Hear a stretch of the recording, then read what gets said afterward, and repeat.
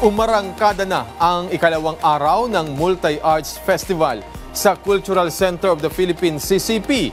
Ano naman kaya ang mga aktibidad doon ngayong araw? Alamin natin sa sentro ng balita ni Gab Villegas live. Gab. Alan, muling masayang binuksan ng Cultural Center of the Philippines ang ikalawang araw ng pinakamalaking multi-arts festival ng bansa kasabay ng pagdiriwang ng National Arts Month ngayong buwan ng Pebrero. Kung kahapon ay mga palihan o workshops ang handog ng CCP ngayong araw naman ay punong-puno ng mga pagtatanghal ang naghihintay para sa mga manonood.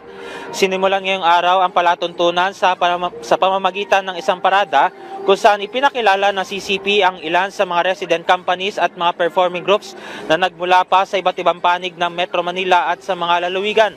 Ilan sa mga resident companies at mga performing groups na inaasahang magtatanghal ngayong araw ay ang Tanghalang Pilipino, Etchage Mengal Cultural Dance Troupe na nagmula pa sa Isabela, Sintalab, komedya ng Don Galo na nagmula sa Parañaque City, Philippine School for the Arts at marami pang iba.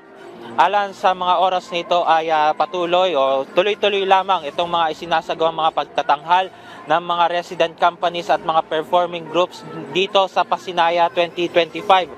Maliban dito sa CCP Complex sa Pasay City ay dinadaos din o nagsasagawa rin ng mga performances ang mga nasabing grupo sa iba pang mga venues katulad na lamang ng National Museum, GSIS, Fort Santiago at marami pang iba.